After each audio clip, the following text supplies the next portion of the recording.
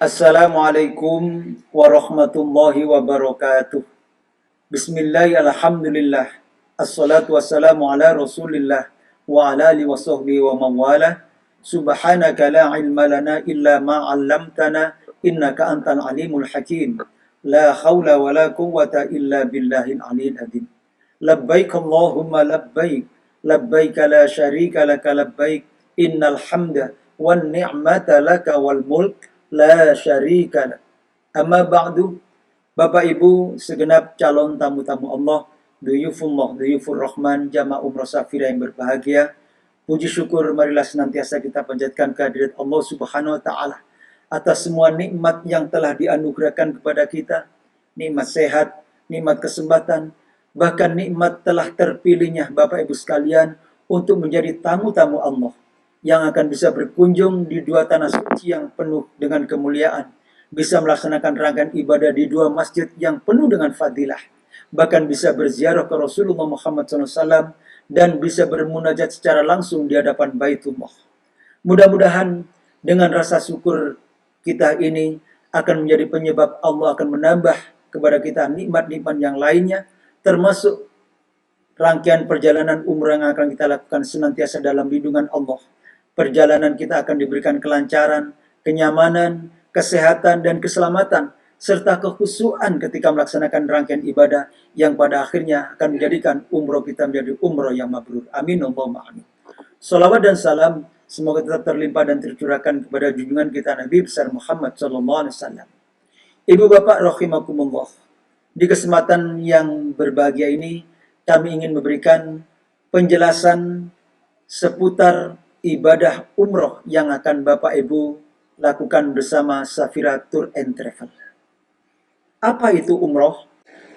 Menurut pengertian bahasa, umroh adalah berkunjung di Masjidil Haram di kota Mekah dengan memenuhi syarat-syarat yang sudah ditentukan, melakukan beberapa amal ibadah, dan bebas dalam waktu pelaksanaannya.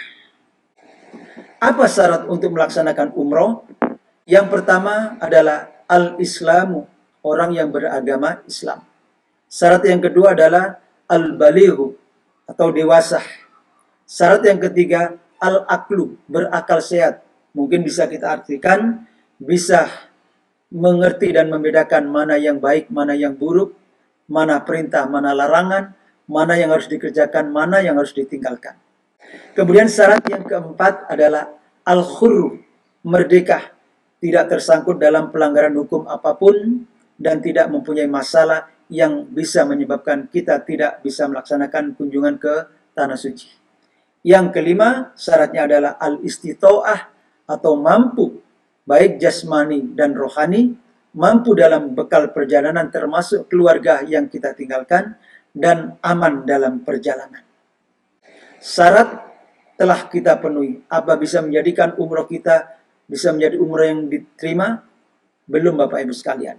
Justru yang menentukan diterima tidaknya umroh kita adalah rukun umroh. Apa itu rukun umroh? Rukun umroh yang pertama adalah ihram disertai dengan niat untuk berumroh. Yang kedua, melaksanakan tawaf. Yang ketiga, mengerjakan sa'i. Yang keempat, melaksanakan tahallul. Dan yang kelima, tertib berurutan. Kita akan perdalam lagi. Rukun umroh yang pertama, yaitu ihram. Apa ketentuan-ketentuan sebelum dan ketika melakukan ihram untuk umroh? Yang pertama, ihram harus dimulai dari mikot. Mikot adalah suatu tempat yang berdasarkan hadis Nabi, karena kita berangkat dari Madinah, maka mikot kita ada di Masjid Bir Ali. Desanya namanya Dzul Hulaifah. Untuk sekedar diketahui, bagi penduduk Mekah yang ingin melaksanakan ibadah umroh, maka mereka harus keluar kota Mekah, dan mikotnya ada di Masjid Tanim, Masjid Jirona, dan Masjid Hudaybiyah. Ketentuan kedua, sebelum kita melaksanakan atau mengenakan pakaian ihram, kita disunahkan untuk melakukan mandi besar, minimal berwudu. Dan ketika mandi diniati saya mandi besar untuk berikhram karena Allah. Nawaitu husla lil ikhrami lillahi ta'ala. Setelah mandi kita disunahkan untuk bisa memakai wangi-wangian di tubuh kita. Dan ketentuan yang keempat, setelah tiba saatnya kita akan mengenakan pakaian ikhram. Pakaian ikhram untuk laki-laki mengenakan 2 lembar kain ikhram.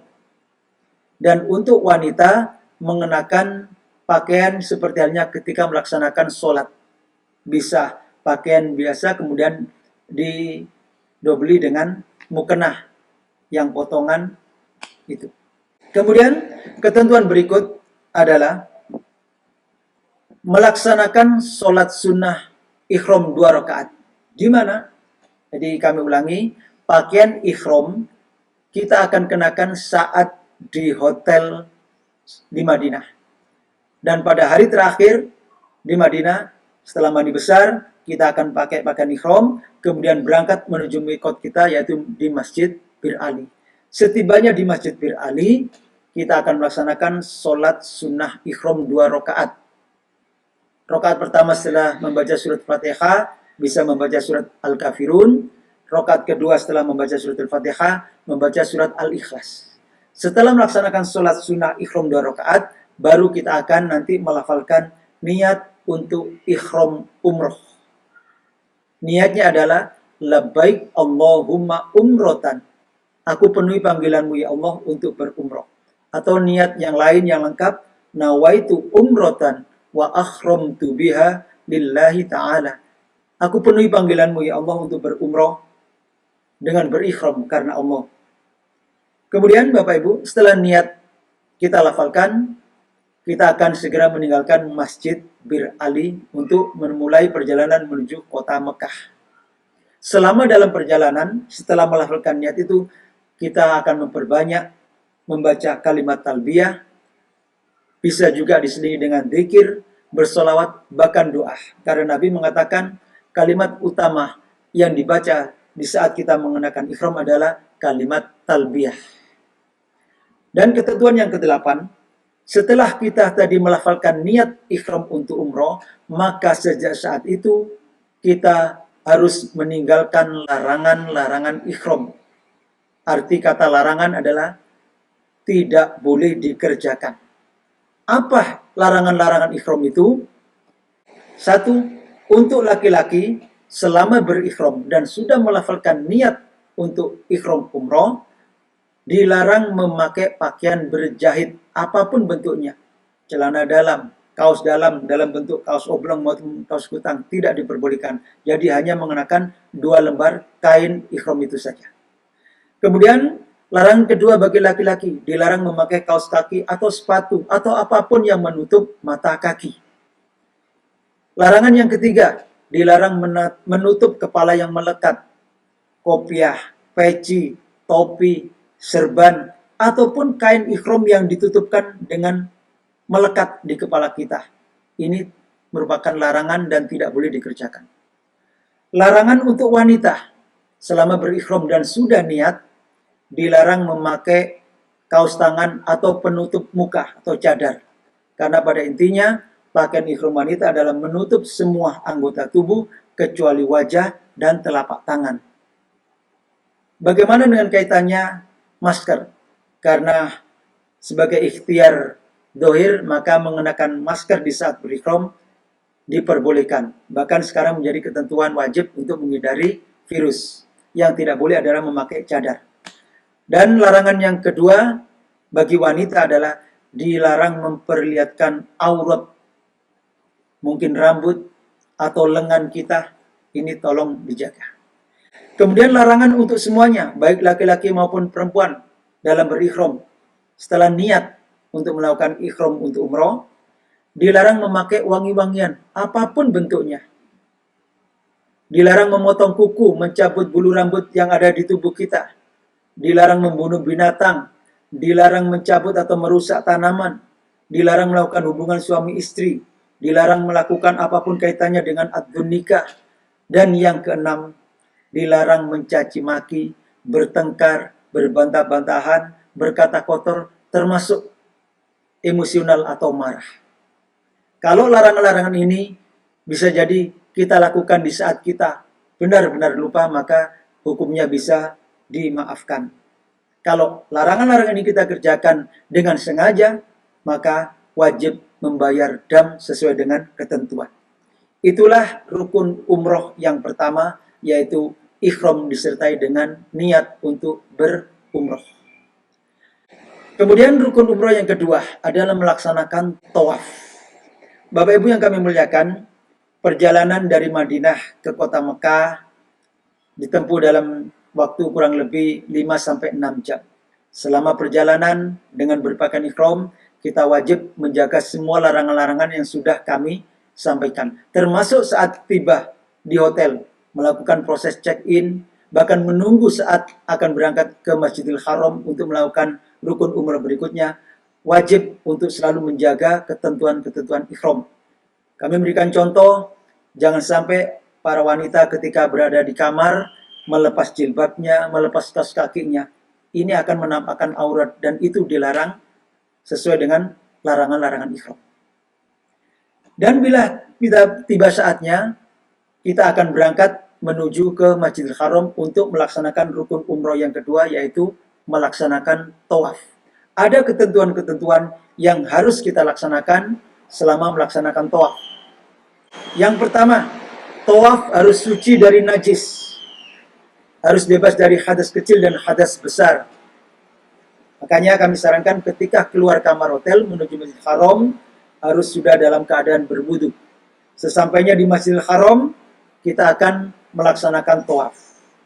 Ketentuan berikut, tawaf dimulai dan diakhiri dari arah sudut Hajar Aswad. Kita tahu Ka'bah berupa kubus, ada 4 sudut. Sudut pertama dinamakan sudut Hajar Aswad. Sudut kedua dinamakan sudut Iraki. Sudut ketiga dinamakan sudut Syami. Dan sudut keempat dinamakan sudut Yamani. Memulai pelaksanaan tawaf, ketika kita searah dengan rukun Hajar Aswad, maka kita disunnahkan untuk mencium Hajar Aswad. Namun karena tidak bisa, maka kita ganti dengan isti'lam, dengan isyarat. Caranya, kita bayangkan telapak tangan kita mengusap Hajar Aswad dengan membaca Bismillahirrahmanirrahim, lalu dikecup. Dan ini dilakukan sebanyak 3 kali untuk awal pelaksanaan umroh. Bismillahirrahmanirrahim, Bismillahirrahmanirrahim, Bismillahirrahmanirrahim. Baru selanjutnya memulai perjalanan tawaf. Ketentuan keempat, selama pelaksanaan tawaf, Ka'bah harus selalu berada di sebelah kiri orang yang melaksanakan tawaf. Artinya, tidak boleh membelakangi Ka'bah. Perjalanan tawaf berlawanan dengan arah jarum jam. Ketentuan kelima, selama pelaksanaan tawaf, kita disyaratkan membaca kalimat-kalimat yang sebagaimana dibaca oleh Rasulullah, yaitu Subhanallah, walhamdulillah, la ilaha illallah, Allahu Akbar, la haula wa la quwwata illa billahil aliyil azim. Boleh ditambahkan membaca sholawat. Allahumma sholli ala Muhammad wa ala ali Muhammad. Kemudian ketika kita sampai pada sudut keempat, yaitu rukun Yamani, maka kita disyaratkan untuk kembali isti'lam. Bedanya ketika di rukun Yamani, kita bayangkan telapak tangan kita mengusap rukun Yamani dengan membaca Bismillahirrahmanirrahim tanpa dikecup.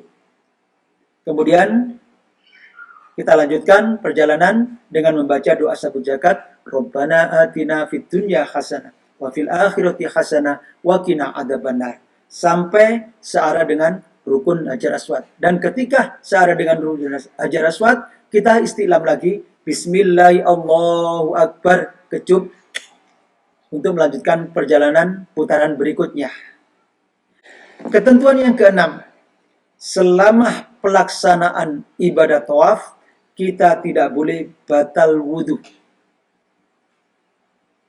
Kita khusyuk istiqomah untuk melakukan tawaf, dan bila memungkinkan tidak ada salahnya Bapak Ibu selama pelaksanaan tawaf, selain membaca 4 kalimat utama tadi, khawqala dan sholawat, bisa juga berdoa, karena tempat ini adalah tempat yang mustajabah. Bapak Ibu yang kami muliakan, selesai tawaf, kita akan sejenak berhenti untuk berdoa searah dengan multazam. Multazam adalah tempat yang mustajabah untuk berdoa, letaknya antara rukun Hajar Aswad dan pintu Ka'bah. Setelah berdoa, kita lanjutkan dengan melaksanakan sholat sunnah tawaf 2 rakaat dimanapun selama di dalam Masjidil Haram, dilakukan sendiri-sendiri. Rakaat pertama setelah membaca surat Al-Fatihah disunahkan membaca surat Al-Kafirun. Rakaat kedua setelah membaca surat Al-Fatihah disunahkan membaca surat Al-Ikhlas. Kemudian setelah salam kita sambung dengan doa secukupnya. Dan di saat kita selesai melaksanakan sholat sunnah tawaf ini, maka selesailah pelaksanaan rukun umroh yang kedua, yaitu tawaf. Kita beristirahat sejenak, bisa jadi nanti kita bisa minum air zam-zam, dan setelah itu kita melaksanakan rukun umroh yang ketiga, yaitu mengerjakan sa'i. Ibu bapak yang kami muliakan, sa'i pun juga demikian. Kita kerjakan sesuai dengan ketentuan yang telah ditentukan oleh Rasulullah SAW. Apa itu? Sa'i dikerjakan selesai melaksanakan tawaf dan tetap berpakaian ihram. Sa'i dimulai dari Bukit Sofa dan diakhiri di Bukit Marwah sebanyak 7 kali perjalanan. Kalau tadi tawaf dilakukan 7 kali putaran, tapi kalau sa'i 7 kali perjalanan.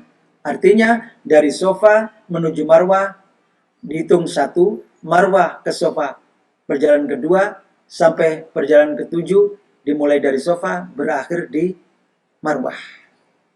Caranya setelah kita melaksanakan sholat sunnah tawaf tadi, kita langsung berangkat menuju ke Bukit Sofa. Dan setiap kita mendekati Bukit Sofa atau Bukit Marwah, kita disyaratkan membaca kalimat Inna Sofa wal Marwata min sya'airillah faman hajjal baita aw itamara fala junaha alaihi ayyatawafa bihima wa man tatawwa'a khairan fa innallaha syakirun alim. Bila tidak mampu, cukup diganti dengan membaca Subhanallah walhamdulillah la ilaha illallah Allahu akbar. Dan setibanya di Bukit Sofa, kita berhenti sejenak menghadap ke Baitullah dengan membaca doa.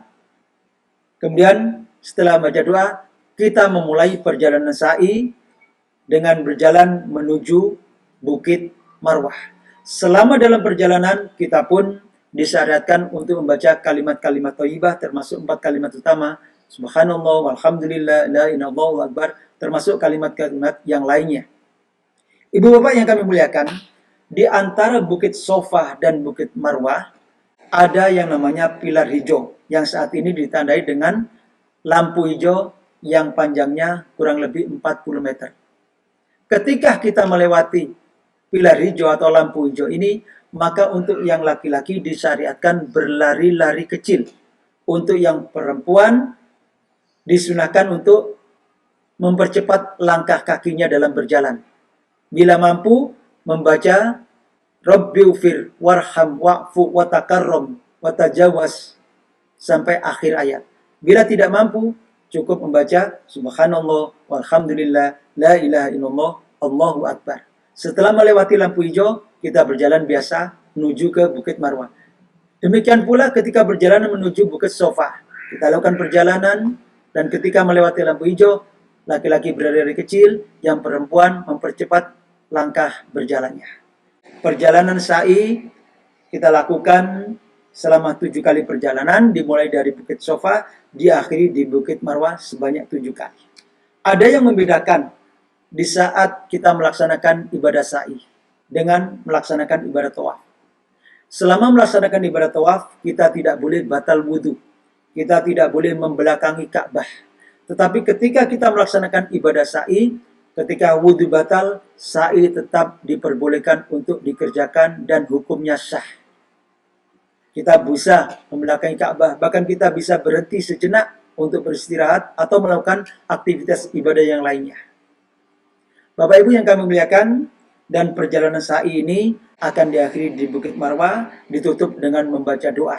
Karena Bukit Sofa dan Bukit Marwah termasuk tempat yang mustajabah untuk berdoa, yang artinya doa kita akan dikabulkan oleh Allah.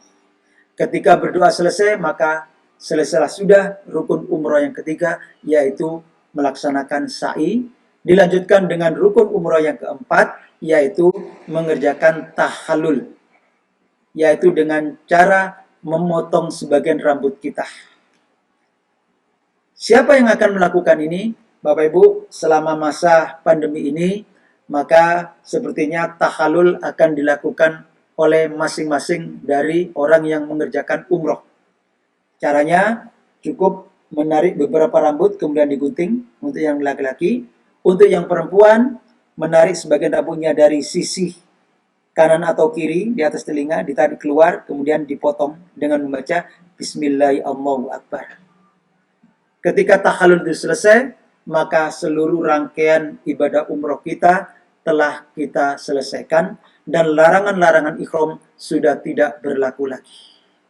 Inilah sekilas tentang panduan pelaksanaan ibadah umroh. Hal-hal yang terkait dengan pelaksanaan ibadah mungkin akan bisa kita perdalam lagi dengan membaca buku panduan yang telah diberikan oleh Safira Tour and Travel sebagai buku pedoman pelaksanaan ibadah umroh. Kami berharap uraian singkat ini akan bisa dipahami, dikerjakan dengan baik sesuai dengan ketentuan yang pada akhirnya umroh yang akan kita kerjakan akan diterima oleh Allah Subhanahu wa taala menjadi umroh yang mabrur, doa kita yang makbul, dosa kita akan diampuni, semua hajat kita akan ditunaikan oleh Allah Subhanahu wa taala. Amin Allahumma amin. Mudah-mudahan pelaksanaan ibadah umroh Bapak Ibu sekalian akan senantiasa mendapatkan ridho Allah Subhanahu wa taala.